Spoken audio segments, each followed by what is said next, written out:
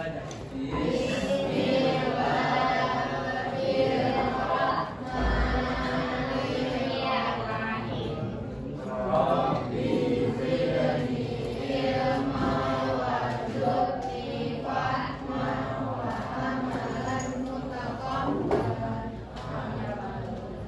Baik, siapa saja yang hadir hari ini? Ada semua, alhamdulillah ya. Oke, pada hari ini kita akan belajar mengenai berpikir komputasional, kecerdasan artifisial, dan coding. Nah, apakah kakak dan abang sekalian sudah pernah mendengar kata kecerdasan artifisial dan coding? Sudah? Nah, sebelumnya Ustazah sudah pernah mengajarkan ke kalian apa yang disebut dengan berpikir komputasional, ya kan? Nah, next sekarang walaupun kita sudah pernah mempelajarinya, sekarang juga Ustazah akan mengulas kembali dan akan mengaitkan apa sih hubungan berpikir komputasional dengan kecerdasan artifisial dan coding. Nah, sepengetahuan kalian, kecerdasan artifisial itu apa sih? Ada yang tahu? Kecerdasan artifisial atau disebut juga dengan AI. Nah, seperti sekarang yang lagi marak dan lagi viral yang sekarang kita laksanakan ataupun sedang viral-viralnya sekarang mengenai AI ini. Dan coding. Nah, mendengar kata coding apa yang ada di pikiran kalian? Perkodean. Oke, apa lagi? Programmer mungkin ya. Terus apa lagi? Angka. Nah, apa lagi?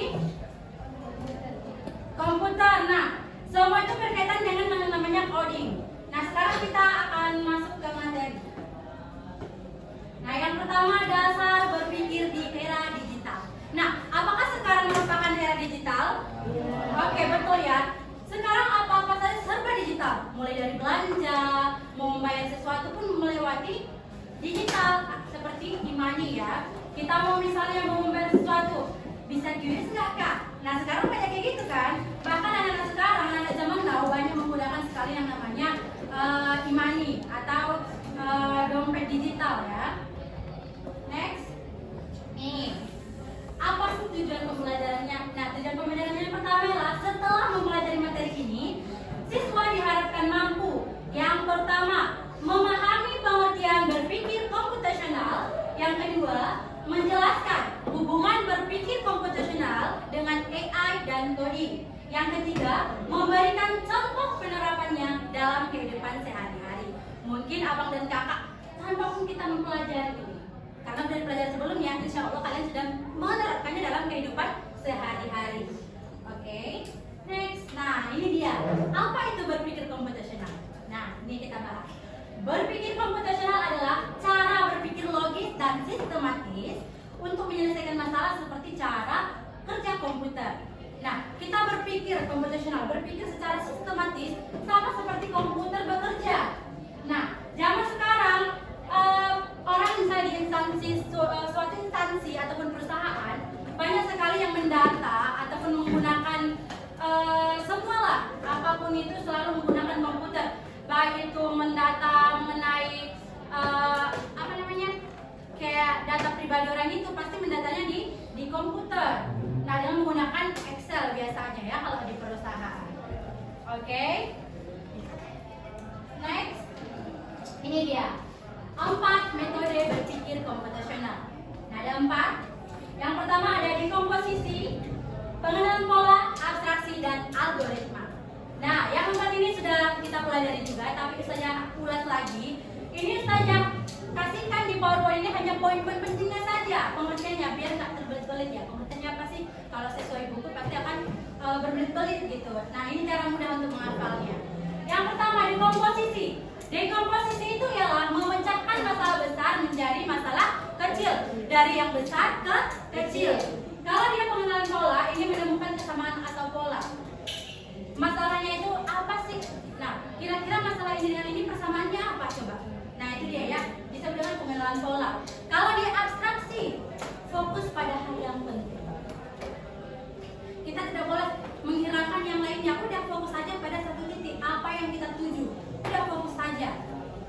Selanjutnya ada algoritma. Algoritma ini biasa disebut dengan langkah-langkah ya. Oke, next. Contoh berpikir komputasional. Nah, ini ada buat di sini berangkat setelah tepat waktu. Nah, bagaimana penerapannya dalam 4 metode itu? Yang pertama, kalau kita menggunakan dekomposisi, nah yang pertama kita memecahkan dulu masalah yang besar tadi itu menjadi kecil. Artinya apa? Yang pertama, bangun, mandi, sarapan, dan berangkat. Nah, yang kedua, kita kenali polanya. Pengenalan pola. Nah, akibat kalau misalnya kita tidak berangkat tepat waktu, yaitu ini dia, bangun kesiangan akan mengakibatkan terlambat. Nah, yang ketiga, apa dia itu? Ya. Yang ketiga, nah, contohnya apa? Contoh fokusnya? Iya, itu. Fokus pada waktu bangun. Biar tidak terlambat, bagaimana caranya? Nah, kita cari abstraksinya yaitu fokus pada waktu bangun. Kira-kira kalau misalnya aku nggak terlambat, aku fokuskan bangun jam berapa ya? Nah, kita buat jam 5 misalnya. Dengan cara buat algoritma. Yang pertama pasang alarm, setelah itu bangun, setelah itu bersiap dan berangkat. Nah, yang fokus tadi ini buatlah misalnya pasang alarmnya jam 4 pagi. Biar bisa apa? Bisa sholat sebelum subuh ataupun sholat qobliyah, terus bisa mengaji, murojaah Al-Quran. Setelah itu masih santai-santai bisa lagi sarapan. Kalau nggak bisa lagi itu membantu ibu memasak, ya kan? Siapkan sarapan ataupun menyapu lah di rumah dikit, ya kan? Nah, itu dia sambil olahraga menyapu dikit, ya kan? Nah, apakah sampai sini Anda, kakak dan abang udah paham? Oke, apa tadi dekomposisi Alia? Oke, memecahkan masalah besar menjadi masalah kecil. Contohnya apa tadi, Elkan?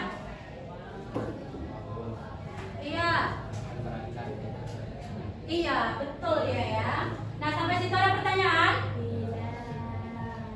Oke, next ya. Sekarang kita masuk ke ini dia. Apa itu kecerdasan artifisial atau AI? Nah, ini yang lagi viral. Banyak nih di sosial media yang menggunakan AI, menggunakan tubuh orang lain tapi pakai mukanya, ya kan? Ataupun mengubah kayak bayi aja, bayi bisa kalau dimasukkan AI bisa bertiktok, bisa berdiri, bertiktok gitu kan? Sekarang itulah AI ini. Sebenarnya AI ini sangat banyak sekali fungsinya, apalagi untuk masa depan. Tapi sekarang banyak juga orang yang menyalahgunakannya. Makanya dari itu kita harus belajar bagaimana memanfaatkan AI ini secara baik. Nah, kita masuk ke kecerdasan artifisial.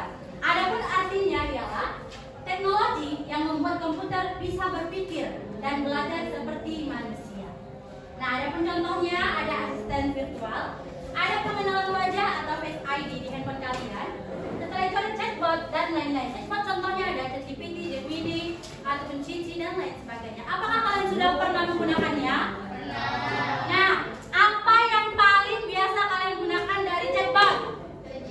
Oke, ChatGPT ini sangat banyak sekali manfaatnya. Apapun yang kalian minta pasti ada di ChatGPT. Bagaimana? Tinggal kalian buat platformnya aja.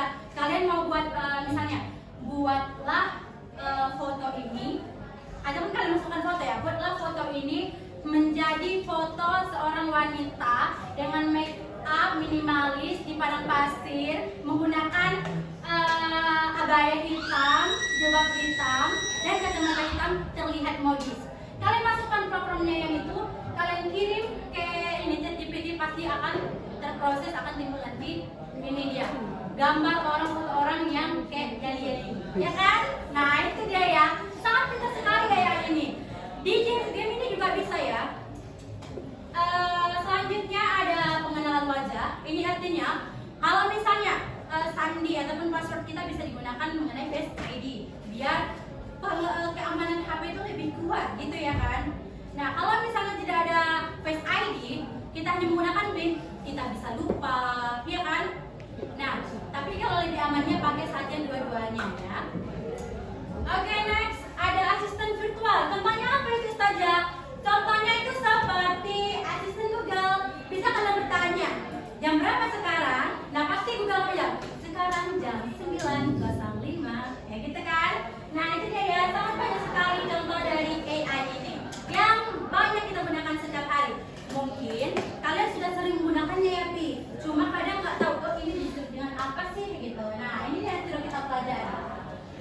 robot? Tanda tanya AI. Kan dia saja kan buat tempatnya. Ya, tepuk tangan dulu. Oke, sampai sini paham? Oke, kita next. Ini dia. Apa sih sekarang ini dia yang kita pelajari.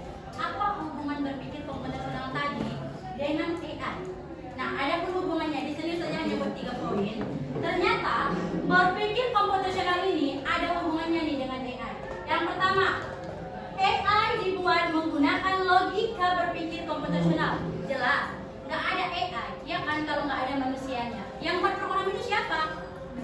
Manusia, baru ada robot. Dan manusia itu bisa membuat programnya itu dari mana?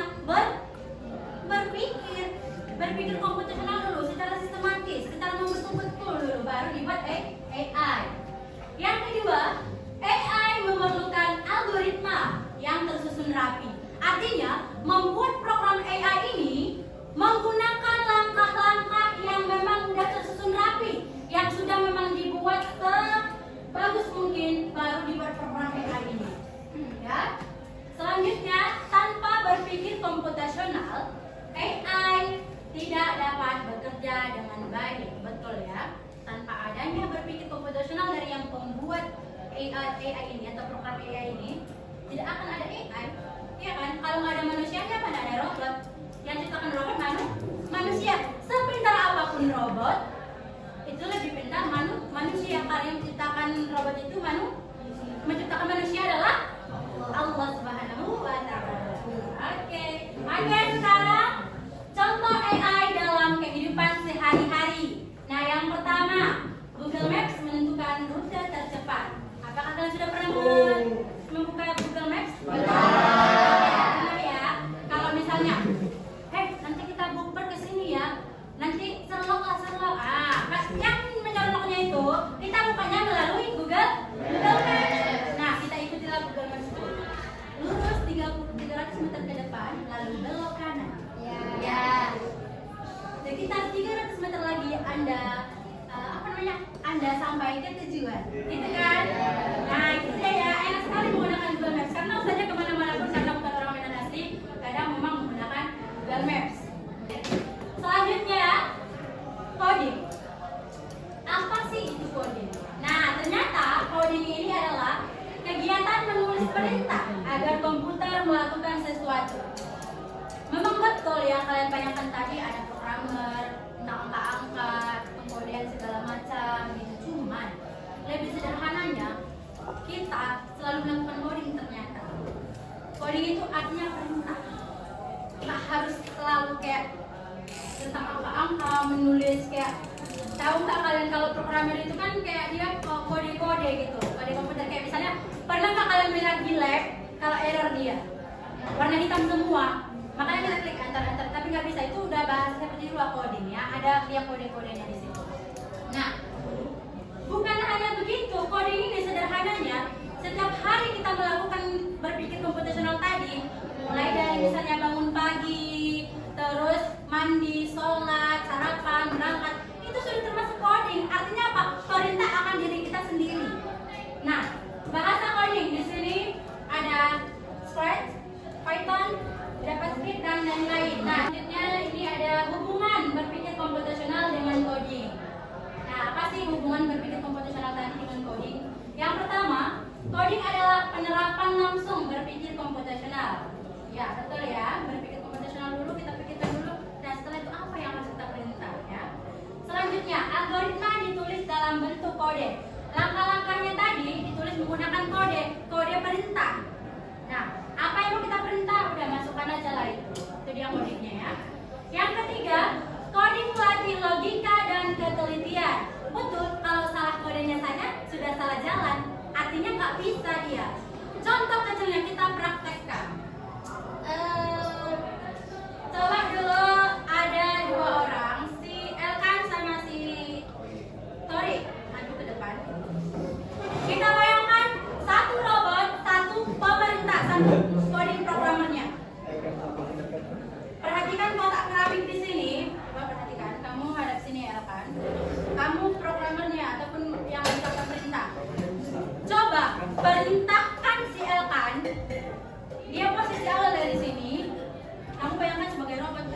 seperti itu gimana?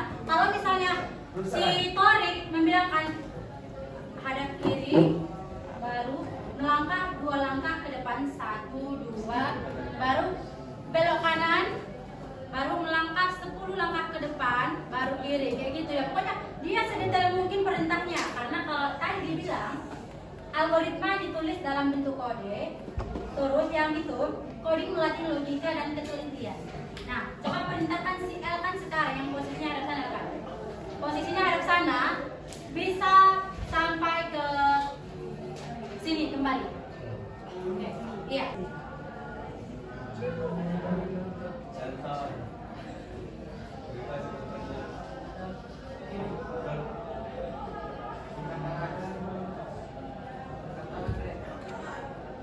Kesimpulannya ya, kesimpulan.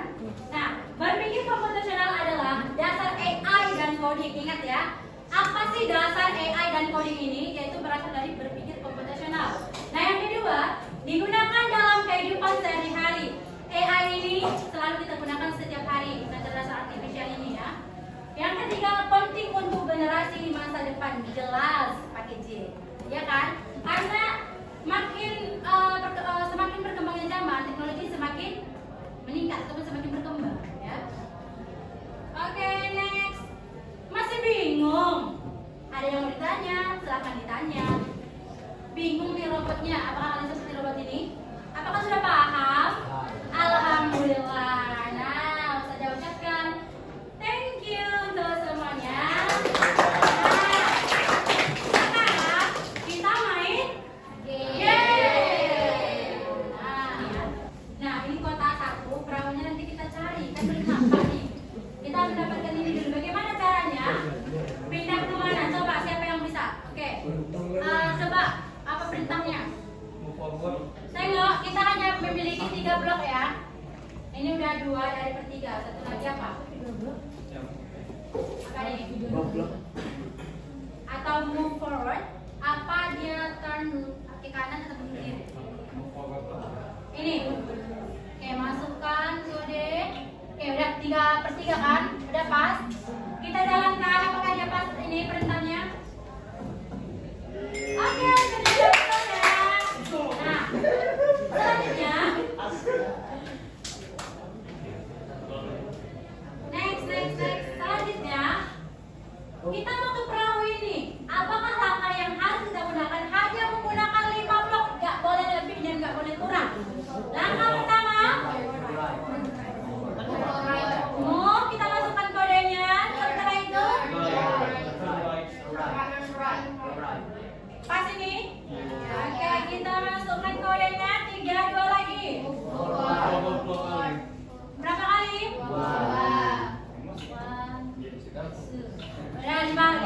5 blok. Kita jalankan? Sepi? Sepi? Tandakan nggak pernah nonton film ini. Ternyata betul. Ya, mencapai perahunya. Kita ini ya, puzzle 2 komplit. Kita next. Nah, yang ketiga siapa yang bisa? Oke, silakan sekarang. Nah, hanya menggunakan 8 blok. Pikirkan secara logika. Ayo cepat pikirkan secara logika.